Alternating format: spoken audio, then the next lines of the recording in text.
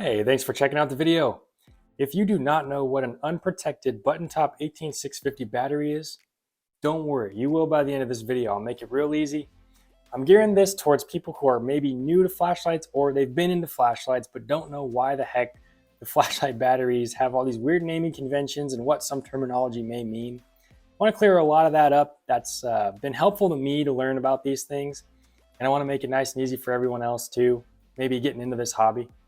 So that's what this video is about. I ask if you do get value or learn anything, please do hit the like button. Subscribe if you like flashlight content moving forward, but let's get right into it. Let's start with what you know. Let's start with the battery that's in your TV remote. More than likely, it's an alkaline battery. Obviously, you know, AAAs, AA's, very common, very widely available, easy to find, and relatively affordable batteries. I won't really say a lot about these because you probably already know. These are just single-use batteries. They're not rechargeable, and sometimes they leak if they're exposed to temperature fluctuations or just left in devices for a long amount of time. So yeah, pros and cons with your standard AA, AAA, alkaline type batteries. Come in a bunch of different other sizes as well, C's, D's, etc. And yeah, when it comes to flashlights, you know, 10 years ago, if you see a flashlight in the store, you're almost guaranteed that it's going to have an alkaline battery or it's going to use alkaline batteries. And it's also maybe going to have the incandescent light bulb still in the flashlight. We have gone from station wagon to spaceship now with these modern flashlights. Two main advancements in flashlight technology. You've got the LED, light emitting diode technology, and then also battery technology. That's enabled flashlights to become way crazier than anyone probably could have imagined 20 years ago. So yeah, exciting time to be into the hobby for sure. But now, when you pick up a flashlight battery, they're not called, you know, AA's and AAA's much anymore. They're called 18650s, they're called 10440s, 21700s, 14500s. They're called all these different weird, you know, big numbers. You might be wondering why. Let's clear that up right away. Basically, that's a naming convention that describes the size of a battery. So let's start with an 18650. This is called an 18650, and I'm going to explain why it's called this in this video. This battery is a flat top battery, so that's another term that you'll hear, button top or flat top batteries. Flat top batteries means that there's the top or the positive end of the battery is just flat all the way across. A button top battery has a button, a little nub. So that's a button top battery. These are both 18650s. It's just that this one, yeah, 18650, there you go. This one's a button top and this one is a flat top. So why the heck is it called 18650? So we'll break the name down. The first two digits, 18, describe the diameter of the battery in millimeters. So if we grab a ruler, we should expect the diameter to be 18 millimeters across. As you can see, 18 millimeters across. So that's the first two digits, 18. Let's take the next two, 65. 65 describes the length of the battery from head to toe in millimeters as well. So we should expect this to be about 65. This is an 18650. And there you go, about 65 millimeters. So that's what those first four digits describe. Now, what about that last zero? Well, that last zero just indicates that this is a round cell. That's all it is. So yeah, I hope that clears up why 18650s are called 18650s. And if we move on to, let's grab the tiny one, the 10440. This is the very first battery that got me into YouTube right here. This PK cell 10440. Once again, the first two digits, 10, they're going to describe the diameter of the cell. So we should expect to be about 10. Yep, pretty close right there. So that's the first two digits, 10. Now the second two digits are 44, so 44. We should expect about 44 millimeters from head to toe. Let's see, yeah, hard to know whether to measure from the top of the button or the top of the casing. But in any case, it's about 44, so makes sense. And then that final zero, once again, in 10440 just describes that this is a circular or round battery. So there you have cylindrical battery. That last zero, I should have said cylindrical. But yeah, that's a 10440, 14500. I bet you can figure it out by now. A 14500, the first two digits 14. It's going to be 14 millimeters in diameter. Next two digits 50. It's about 50 millimeters from head to toe. And then it's circular, so that is that last zero. Same thing with 21700, probably the largest battery. It's definitely the largest flashlight battery I have. 21 millimeters across here, 70 long, and it is round. So there you have it. And the last bit of battery terminology to explain is protected versus unprotected.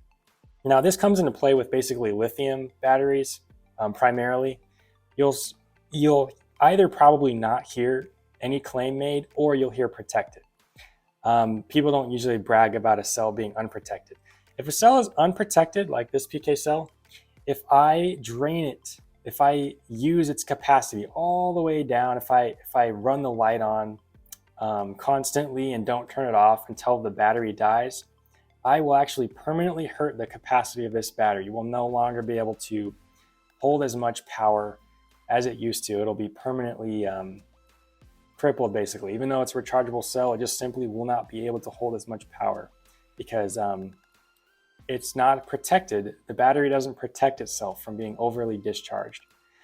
Now, a protection circuit is a tiny little circuit board found at usually the positive end of the light. You can actually see this one here, this like shrink wrap or plastic. You can see there's a circuit board here. And although they've got a typo on this, it's not a protection circuit, it's a protection circuit. This cell is protected, which is great. This milliamp hour claim here, whenever you see a milliamp hour printed on the cell, that is the claimed capacity. This battery is a good example because this claimed capacity is outrageously high, probably over double what the actual capacity of this battery is. This battery cannot hold that much power or store that much power. So that's one thing to be careful of. There's certain brands that are more reliable. This is kind of a brand I've never heard of. I got this battery online because it was cheap and claimed to be protected. Thankfully, I did test that this is protected, and thankfully it is. But this capacity is incorrect, definitely. But yeah, that's what milliamp hours are when it comes to batteries. The higher the milliamp hour number, if it's accurate, the higher or the longer runtime you can expect. The more power stored on the cell, the higher the milliamp hour claim. So yeah, let's see. We were talking about protection. Yeah. So unprotected cells, obviously, if you drain them too low, voltage drops too low, you could permanently damage their ability to store power moving forward. Protection circuits are just a little, circuit board. This one protection circuit right here, this Trustfire battery has that as well. So yeah, that is protected and unprotected. Let's talk about battery charging. Not too much to say on this. A lot of batteries you will be required to charge in a external charger. This battery bay here. These are relatively affordable, and you can often pick them up with batteries themselves for pretty cheap. This was the first one I ever got from PK Cell, and it can charge a variety of different sizes of battery, lithium-ion cells. So it's worked well for me. Very, very affordable. Another way to charge batteries is through the flashlight itself. A lot of times flashlights will allow you to charge the battery inside by using an external port. This one uses USB-C, for example. There's other different charging methods on the market as well. So that's another way to charge batteries. And the third way is some batteries even have the ports built into them on the side. So either micro USB or USB-C or other connection types. You can just plug the charger right into the cell itself, and sometimes there's LEDs to let you know when the cell's fully charged. And yeah, so yeah, charging batteries, just make sure you've got a way to do it if you go into lithium ions or different rechargeable cells. Let's talk about voltage. When it comes to battery voltage, in general, the higher the voltage, the brighter the output. The more extreme output you're going to get, or the more performance you're going to get in terms of brightness. Whereas the lower the voltage in general means a longer amount of runtime. And I've got one of my favorite videos I've ever made. I will link at the end of this one to show you this actually happening practically. We do a runtime test and also an outdoor, beam shot test with these 4 batteries right here. They're all different battery chemistries. We've got the classic alkaline, we've got the nickel metal hydride with an even lower voltage, and we've got a couple other higher voltage options like this lithium iron phosphate cell with a voltage of 3.2, and then this highest voltage of the bunch, PK cell 10440 with a voltage of 3.7, this lithium ion cell. And just based on the numbers, I bet you could guess which of these is the brightest, which, if we put them all in the same exact flashlight, which light would be brightest and which one would run for the longest amount of time. If you're curious to see that happen, please do watch the video linked at the end of this one.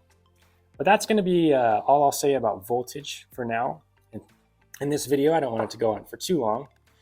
And then the last thing I want to talk about is a little bit of personal battery philosophy I have when it comes to flashlights.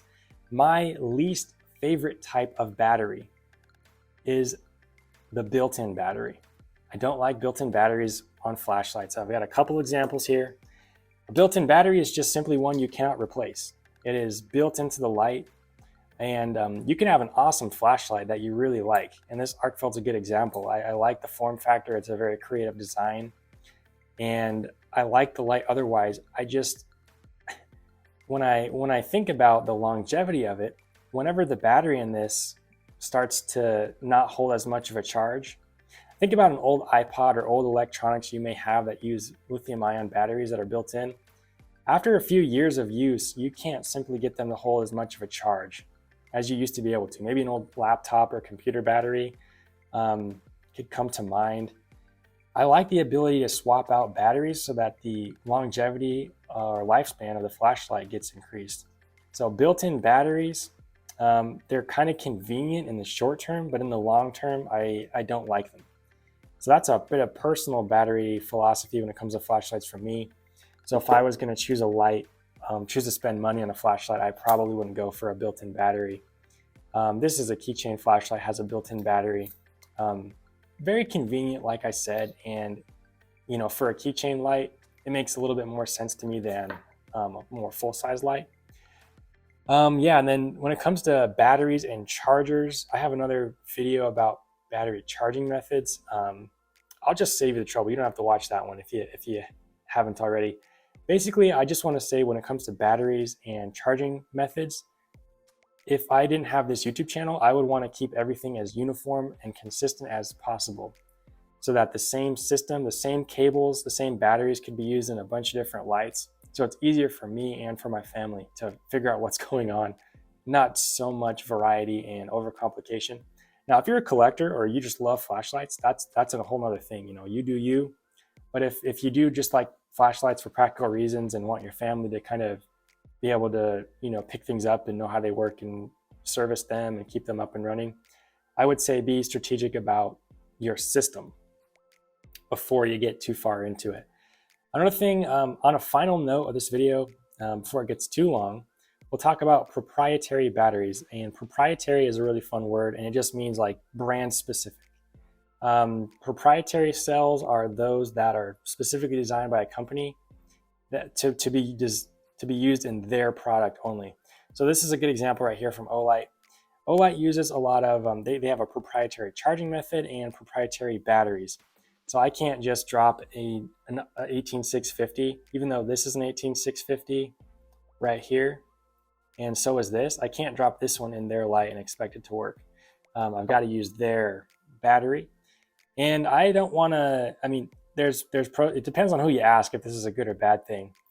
Olight's batteries are very unique. In my experience, they work well and they've got good performance, but you can't just throw them back and forth between different brands of flashlights, and they're not interchangeable. So that's why I say think about systems when it comes to flashlight batteries and charging methods.